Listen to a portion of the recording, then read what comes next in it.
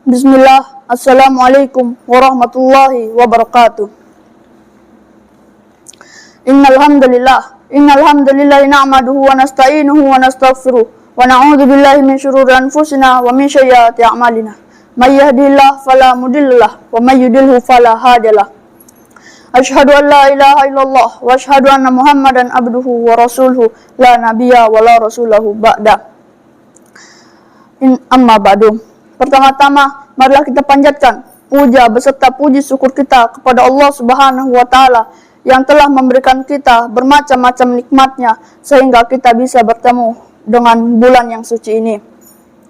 Dua kalinya salawat tak lupa salam selalu tercurahkan kepada baginda Nabi besar Nabi Muhammad sallallahu alaihi wasallam yang telah membawa kita dari alam kegelapan menuju alam yang terang benderang, yakni ad-dinul Islam.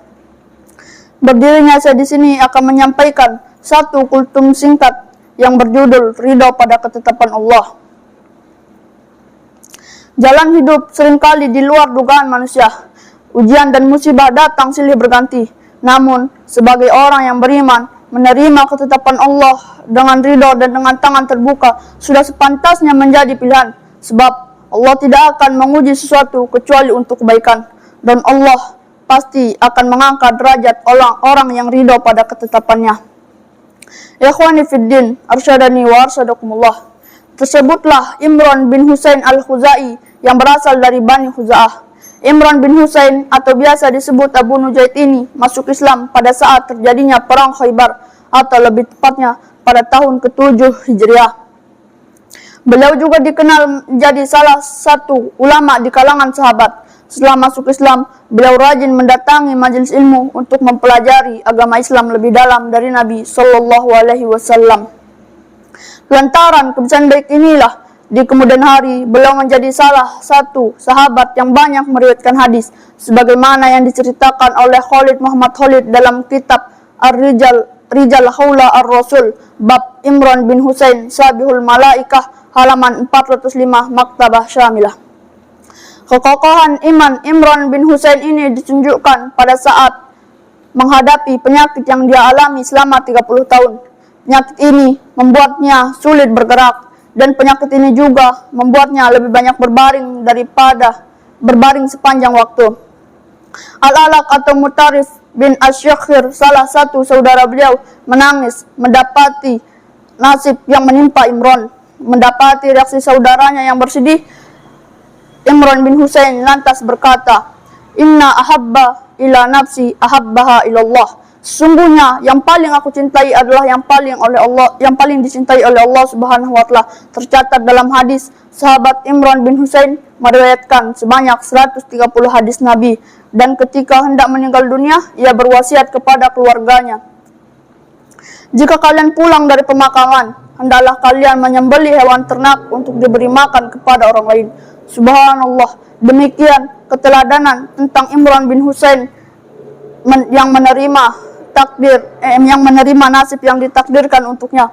Tak ayal jika ia diserupakan dengan malaikat. Ikhwani fiddin, arsyadani wa arsyadakumullah. Ridho pada ketetapan Allah ini juga tercermin dari Abdullah bin Abbas ketika diuji oleh Allah. Abdullah bin Abbas atau yang biasa kita kenal dengan sebutan Ibnu Abbas ialah sahabat sekaligus sepupu Rasulullah. Sejak kecil ia mendapati perhatian serta kasih sayang langsung dari Nabi Shallallahu Alaihi Wasallam. Tak heran jika ia tumbuh menjadi pribadi yang cerdas, berakhlak mulia dan berperangai soleh. Namun di akhir hayatnya Allah Subhanahu Wa Taala mengujinya dengan cobaan kehilangan dua penglihatannya. Namun hal ini tidak menyurutkan imannya sedikit pun kepada Allah Subhanahu wa Ta'ala. Hal ini terbukti dari bait syair yang dia ucapkan dan diabadikan dalam kitab Ibnu Katsir yang berjudul Al-Bidayah wan Nihayah bab sifat Ibnu Abbas jilid 8 halaman 336.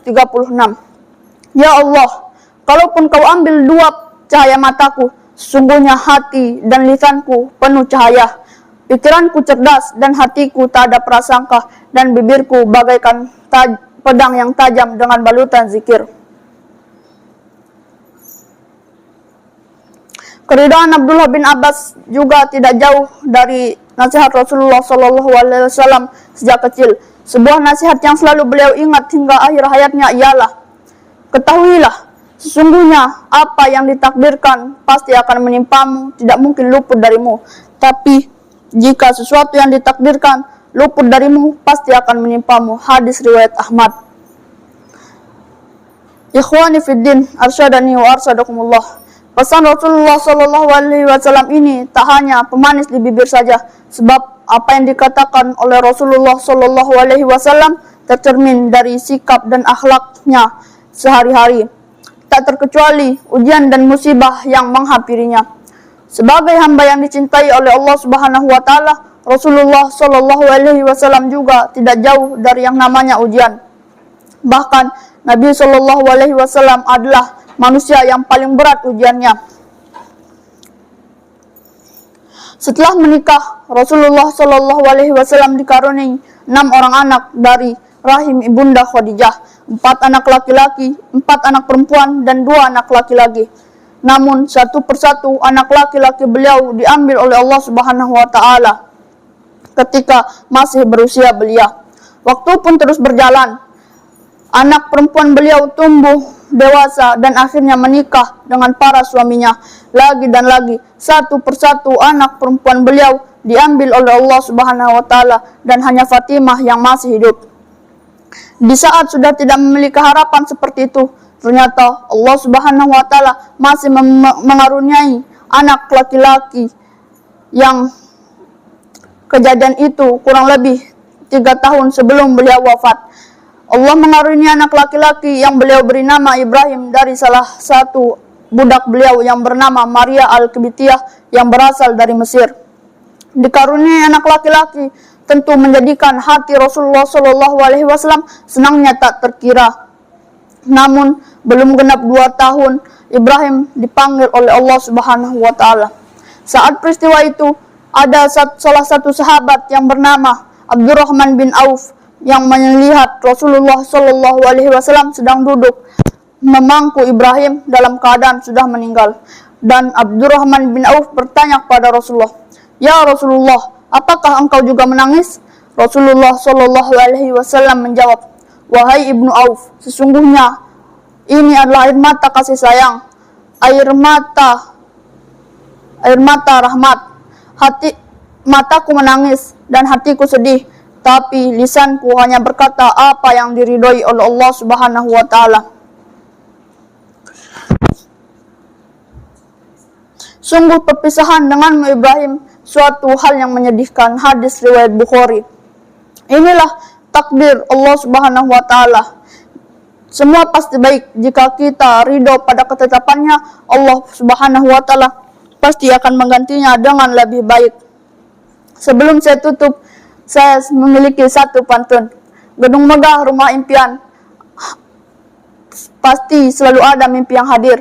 Petik hikmah dari kejadian, tidak untuk menyalahkan takdir. Aqulu qauli hadza.